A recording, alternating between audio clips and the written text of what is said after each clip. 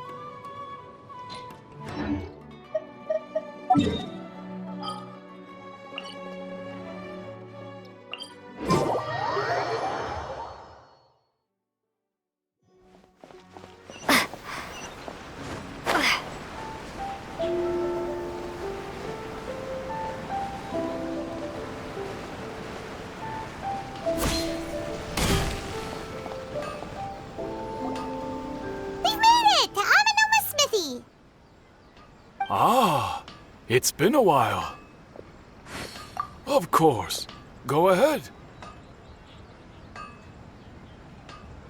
Oh. Now there's a question I wasn't expecting. Very well. I'll tell you what I know once more.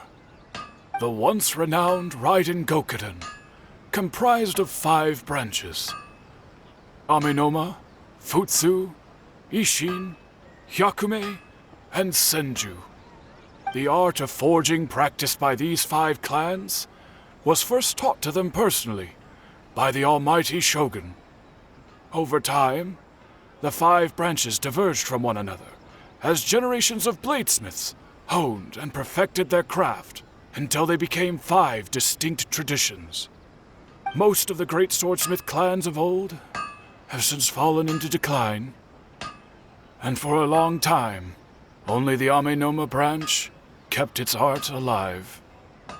But fortunately, Kaedehara Kazuha recently returned to Inazuma and took up the mantle of the Ishin art. Now, 2 clans remain of the original Gokuden 5. If my memory serves me right, you yourself were present when he forged the Ishin blade. Oh yeah, we were! Paimon remembers that now. We learned a bit about the decline of the Raiden Gokuden then too. It seems like such a shame. That, my friends, is a tragic tale indeed. In fact, this was not made known to me for most of my life. All these years, I knew of those great clans' demise, but never the cause. Only recently, when the question was on my mind, did I ask Kaedehara Kazuha about this. He told me that, as we are both heirs to a branch of the Raiden Gokuden, it was right that I should know the truth. There is no harm in telling you, but I must warn you. It is a dark and sorrowful tale.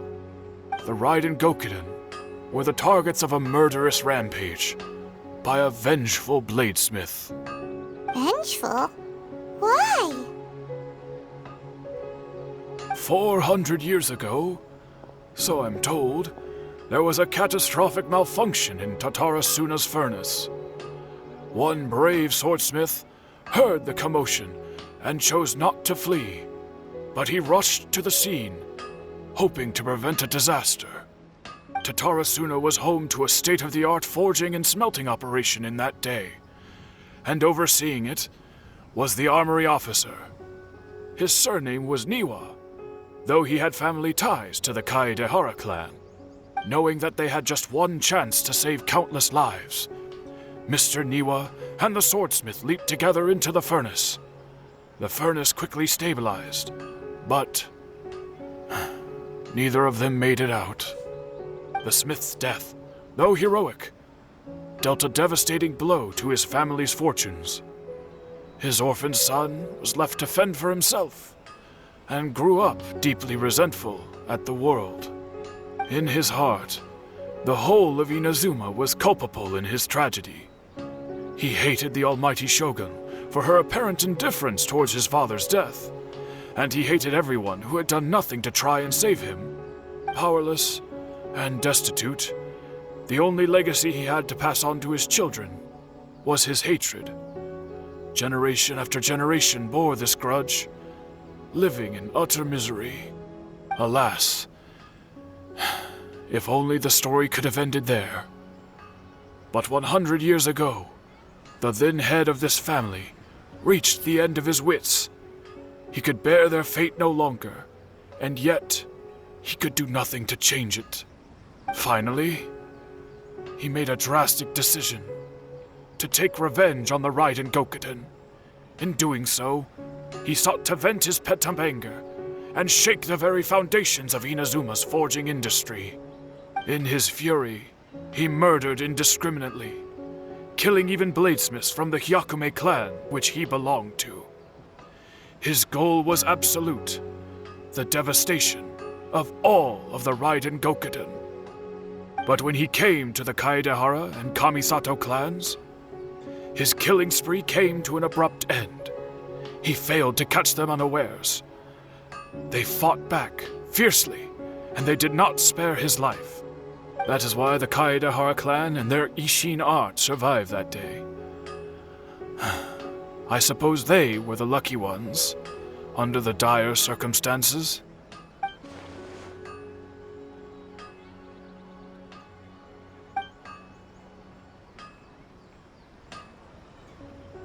Was there anything else you wanted to ask? Kazuha? Why, yes. Just yesterday, in fact. We spoke for a while over some tea. He seemed well.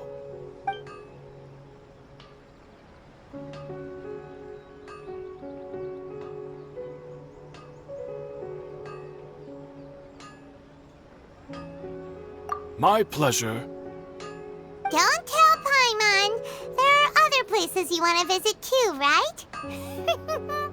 Your expression says it all. You can't hide anything from Paimon. On to the next stop. Lead the way, traveler. Paimon will be right behind you.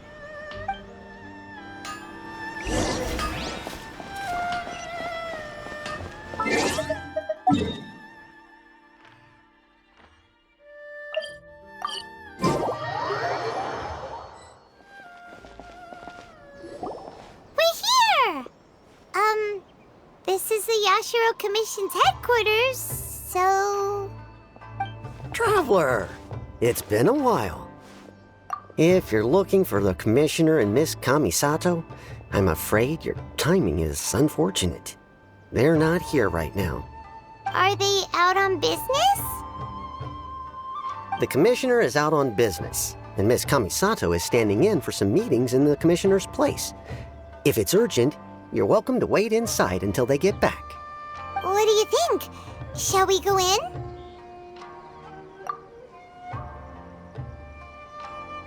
If it were anyone else, I couldn't allow it. But seeing as you're so close with the Commissioner and Miss Kamisato, I think it should be okay. We'll be heading in then. Thanks!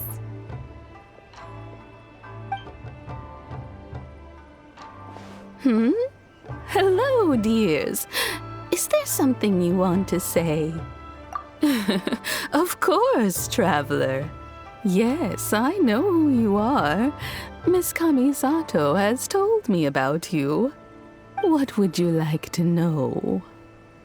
Oh, they're both very well indeed. Lately, Miss Kamisato has been rather busy attending all kinds of meetings and occasionally paying visits to some local organizations on the Commissioner's behalf. As for the Commissioner himself, well, you know, busy as ever. That much hasn't changed. Although he does seem to be in a rather good mood these days. So pretty much business as usual in the Yashiro Commission, huh? Very much so.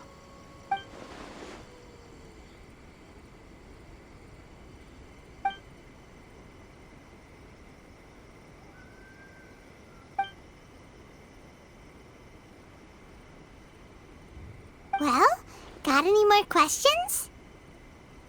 You're very welcome. In fact, I would love nothing more than for you to come and visit more often.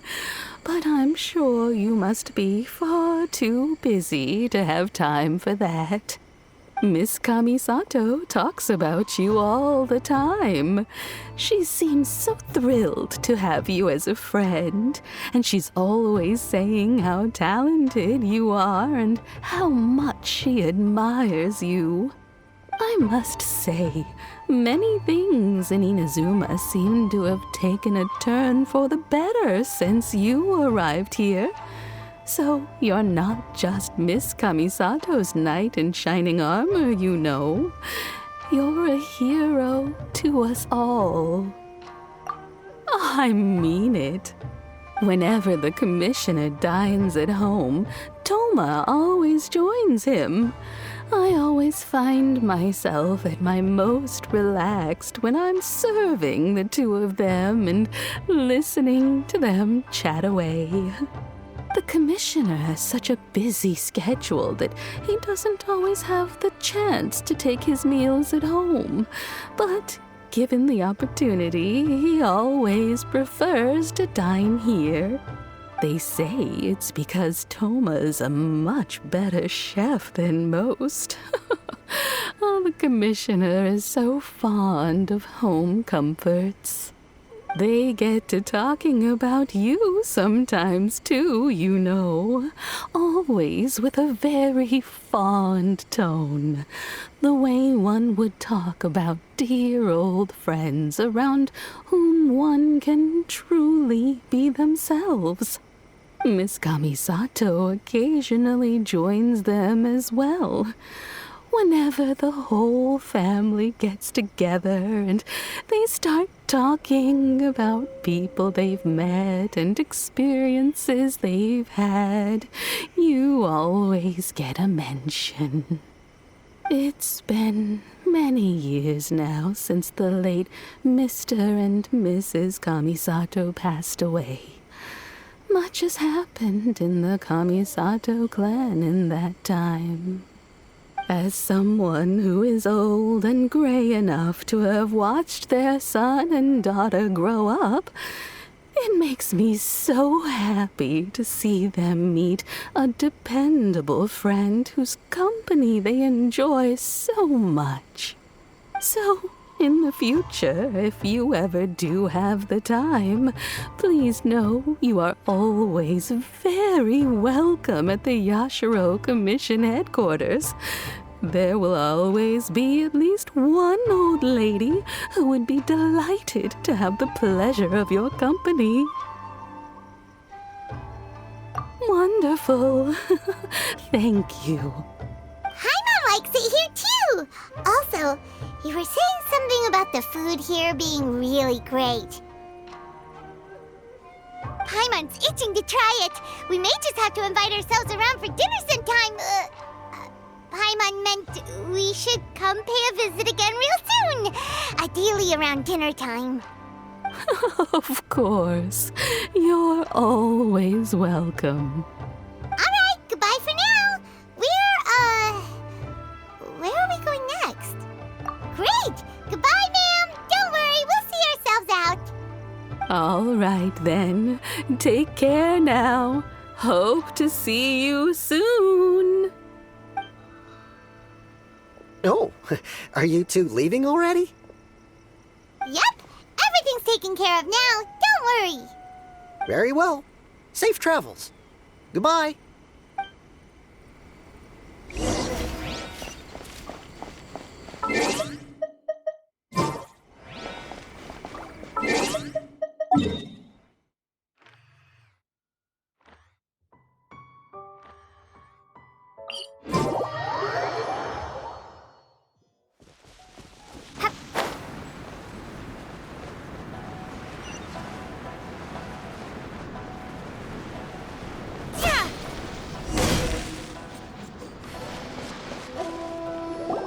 Well, here we are. But what are we looking for? Something or someone? Do my eyes deceive me, or is that the Traveler and Paimon? Xavier? What are you doing here? I was in the general area, and now I'm in this specific area. There, that's me. So what about you two? We have some questions and thought you might be able to help.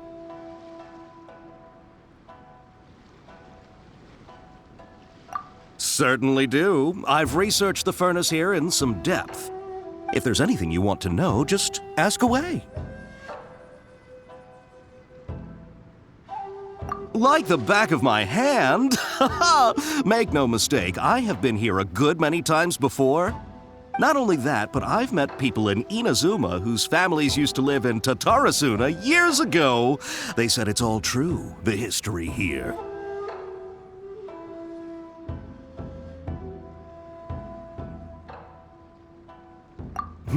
Oh, well, it's a long story, don't you know? The tale of Tatarasuna starts a long time ago.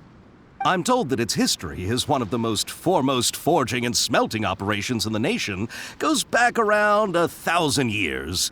Still, the furnace has had a couple of serious maintenance issues along the way. A couple? When exactly? One was just in the last few years, the other was several hundred years ago. A fun fact, I'm not the first Fontaine tech guy to come and work on it either. There was a guy back then too. They say he was a mechanic who consulted on a technology upgrade. It seems like the technological collaboration between our two nations goes back a long way. How about that?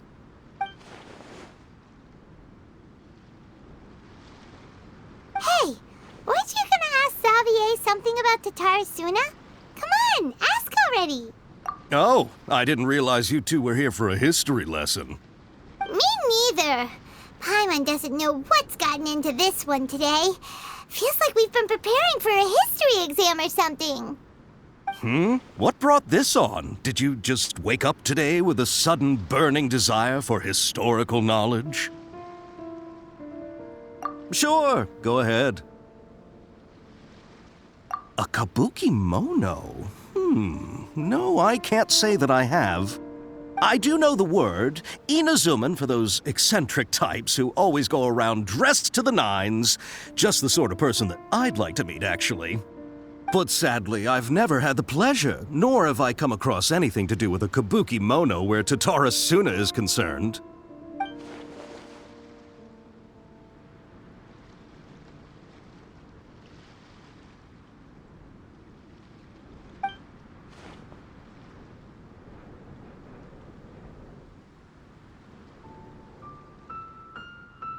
Of course! Don't mention it.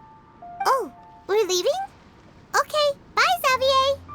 Oh, you're most welcome. More than happy to help. Farewell.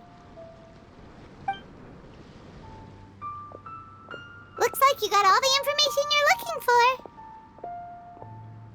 Sure, but what's up with you today? Whatever it is, it seems like it's really troubling you. Keep your smile, Spinal Crocodile. No matter what happens, Paimon will always be there for you. Hey, don't mention it. Alright, let's head off and go meet Nahida.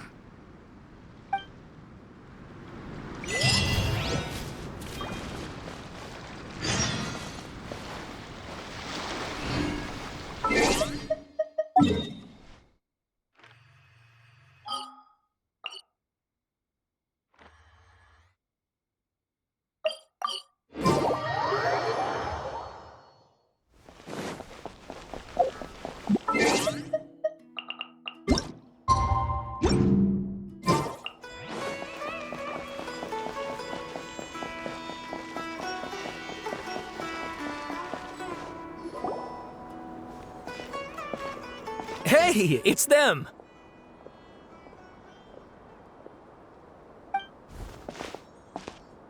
Akaba, Sawada, you're still here?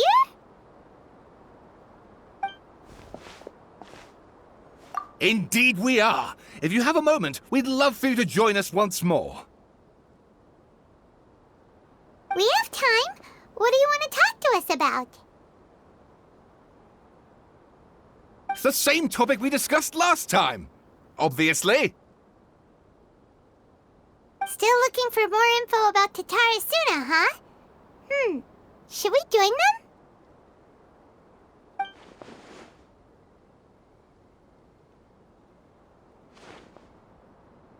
Unfortunately, we haven't made any real progress.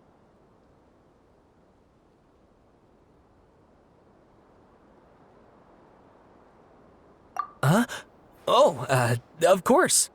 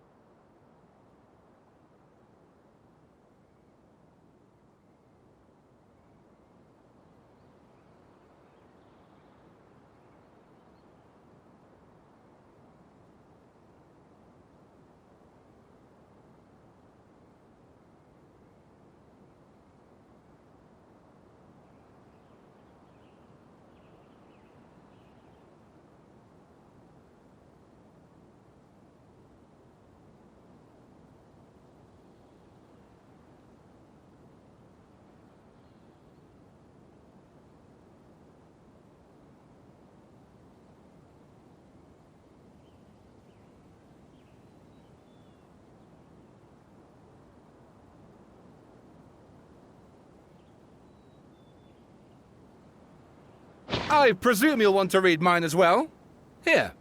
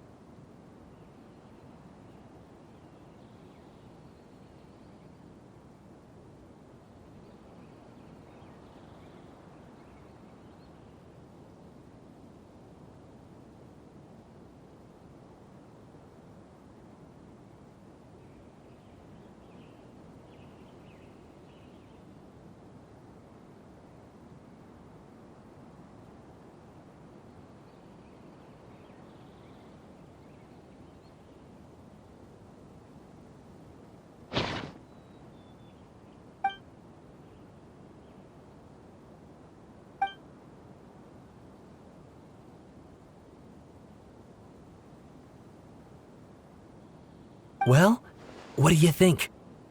Hey, Traveler. Remember how last time Akaba was saying how he wished he could gather more information about all this? Well, we just got back from Inazuma, So how about we tell them what we learned? What did you find out? Something big? It's a long story. Basically, we have some friends in Inazuma, and...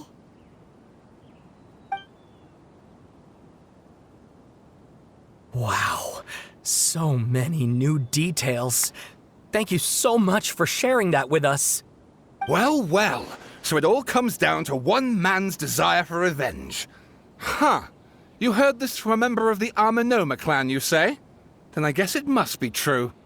Ugh. So there's no ghost story here after all. This new information actually lends further credence to my hypothesis.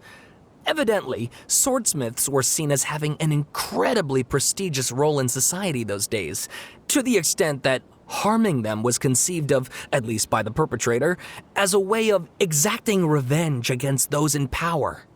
Yes, okay, point taken, you were right. But that doesn't mean I can't carry on with my novel. And they're back at it. These guys are really into this. Oh, so sorry. Look at us, prattling on about our projects and ignoring you. Thank you so much for the information. You're welcome. See ya. Keep us in the loop if you find out anything else. Will do.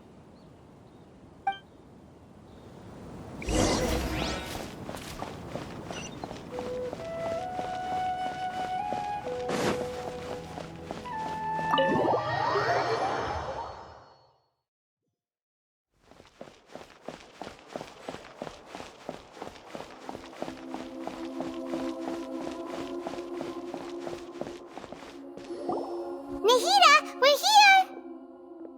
Traveler, Paimon, how have you been? Ugh, where to start? Paimon hasn't had a moment's rest this whole time. That night, we ended up chatting and chatting until suddenly the sun was up. And then she decided she wanted to go to Inazuma. The Balladeer? It sounds like some kind of code name.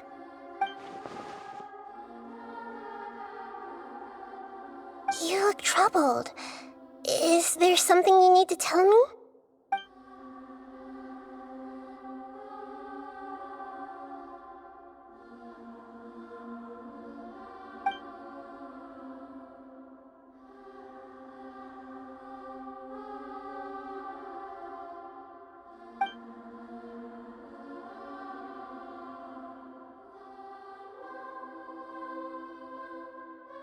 Traveler? Hey, what's wrong? You look so upset.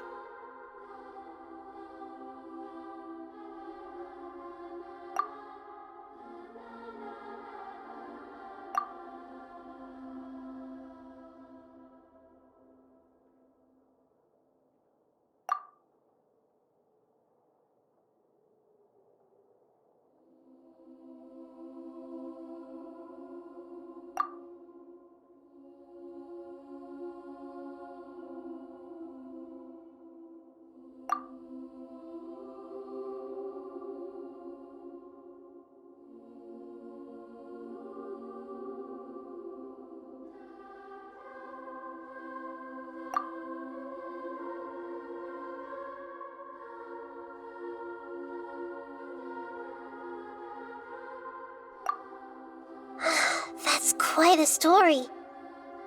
So, this puppet known as the Balladeer erased himself from Irminsul, hoping that he could change the past. But how was he even able to do that? As the Traveler said, he very nearly became Sumeru's deity. Admittedly, I remember it a little differently. I don't recall finding anyone inside the machine after we defeated it. Nevertheless, it does make sense. If someone were to successfully erase themselves from Irminsul, the world would change to reflect the new reality.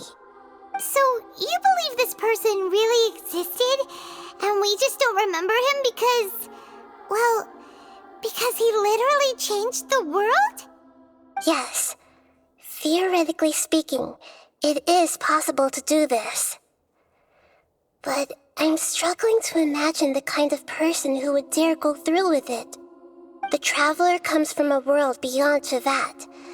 That's why there's no information about her in Irminsul. And it also explains why any changes to Irminsul wouldn't affect her.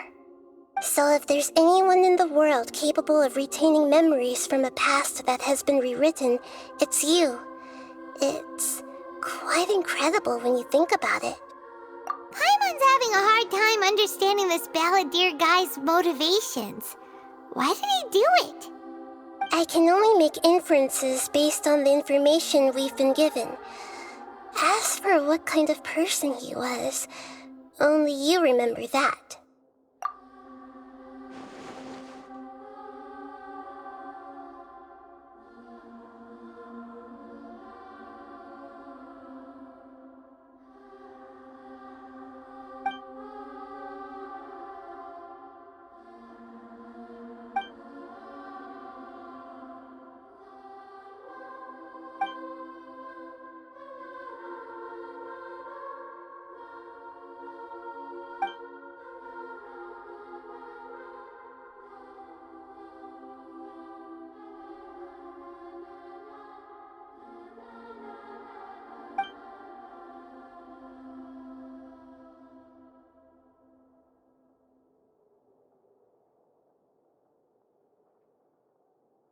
Something else worrying you? Something that you can't share? It couldn't change the fate of the ones who had died, right? Once the balladeer realized he hadn't been betrayed after all, it must have completely changed his view of the people of Tatarasuna. Now he saw them as friends again. He couldn't keep hating humans after that, and if he thought there was a chance he could save his old friends, it would be hard not to try. The story makes sense, every part of it. The balladeer tried to achieve godhood with the doctor's help. He was unsuccessful, but retained the power to connect with Irminsul.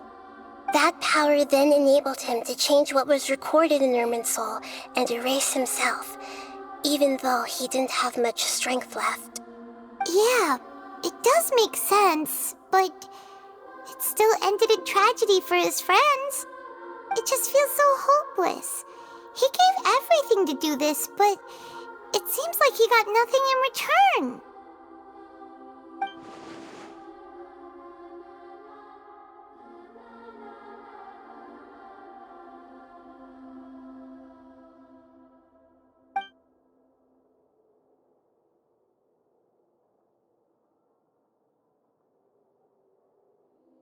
Please wait a moment.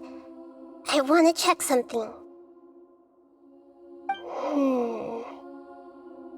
Found it. This should be the one. It turns out that I have a strange way of confirming everything she has told us. What is it? A record from a personal collection. It was tucked away in a corner. You should take a look.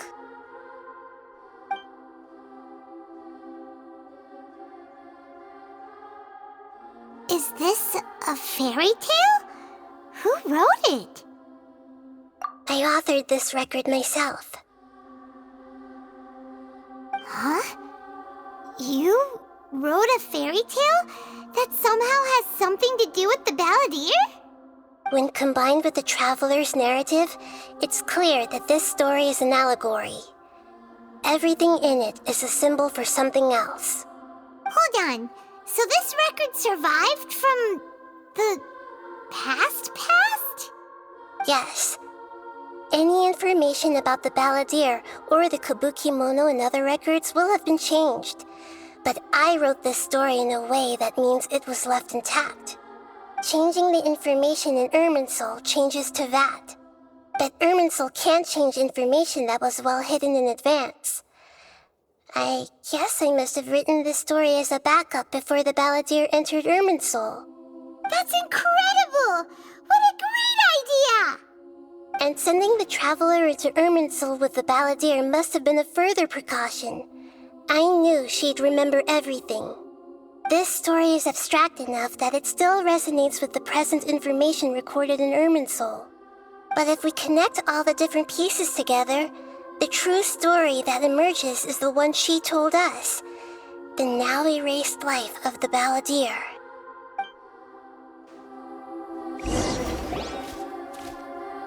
There was once a lone monster draped in fox fur.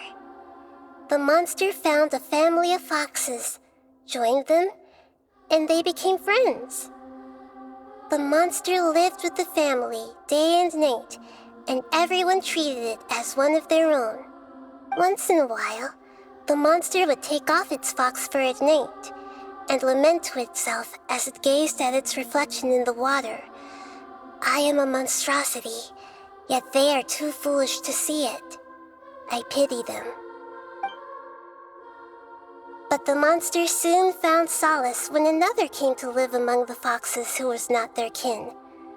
A kitten, carved from the wood of a white tree who had been abandoned by the humans. The kitten too wished to become a fox, but its tail was too slender and it could not grow a coat of richly colored fur. Yet when the other foxes saw this, they spoke words of comfort to the kitten. Even without a tail and fur like ours, you are still one of us. Furious at this happy resolution, the monster lit a fire on the mountain. The terrified animals panicked as the fire spread. The only way to extinguish the flames was to make a sacrifice. A gray fox stood up and addressed the monster. It said, "You are the cleverest among us. Surely you can help us find a way to solve this." The monster smiled, led the fox toward the fire, and murdered it. The gray fox's heart was turned into a beautiful drop of water, clear, spotless, and pure. The monster gave the heart of water to the kitten, telling him, "The foxes have decided. You are the one who must be sacrificed. Take this, quench the flames, and die for your fox kin." The fire was extinguished, but the kitten lived. It left that side of the mountain and found a little bird who had a broken wing. The two promised they would spend their whole lives together, but the little bird did not have long left to live. It passed away soon after. After burying the bird, the kitten left the mountain for good. Never again would it cherish a single creature nor a single blade of grass that stood on that mountain. The kitten spent the nights wandering aimlessly, gnashing its teeth at the moon. How it wished to swallow the moon and devour the moonlight. If the world could only return to darkness, then it would finally be peaceful and content. I will become the new moon, the answer to everything. Then, no one will know that there were once birds, foxes, and cats in this world. And no one can know that they were different.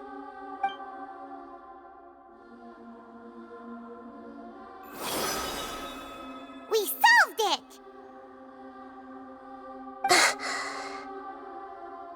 I remember now. This is not just the balladeer story. It is his very own memories. I made a backup so that it would be preserved no matter what happened. To become a god, he was experimented on and modified countless times. It was brutal torture, and the only reason he was able to survive is that he was a puppet. This memory was extracted from him by the scholars. Presumably, they kept it to have something to defend themselves with. Creating a deity was just the first step. Some of them wanted to be able to control it. That's why they backed up his memory for later use. I buried it deep inside one of my own dreams, and then hid it inside an allegorical story so that it wouldn't be altered. It's hard to believe that this person really existed, let alone that he tried to get rid of us on more than one occasion. Paimon has no memory of him at all. He completely vanished like a puff of smoke. The balladeer agreed to help me look for information about the Descenders, and although he was unsuccessful, he still helped you. Before he vanished, he confirmed an important detail, that Conria was where your twin first came into this world. We still don't know how the change to Irminsul will affect the senior ranks of the Fatui, but in all likelihood, they won't even remember their own Harbinger.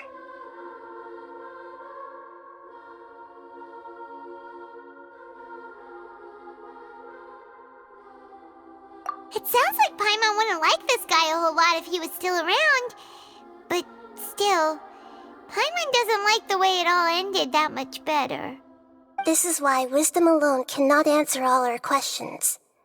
We look, we see, and we comprehend, but the question still troubles us.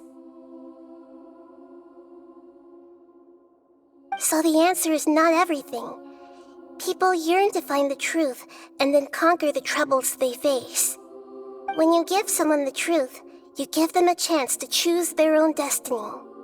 To others looking on, this may seem like a pointless endeavor, but for him, the chance to act on his desire to disappear must have meant a lot.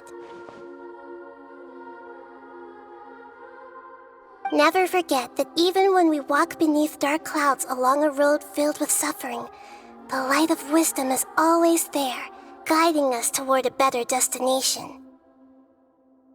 And that is what you have been doing all along. Yeah, Nahida's right. Cheer up! How about we go get something to eat? We can pick up this heavy conversation again later. Good idea. Paimon, why don't you take her out for a walk to clear her head? You got it! Come on, Traveler! You need to get out of your head for a while. You'll feel much better after taking a walk. Let's go get a snack from one of the stalls in the Grand Bazaar! That'll be sure to lift our spirits. It must be really tough being the only one who remembers all that. But Paimon's always here to help cheer you up.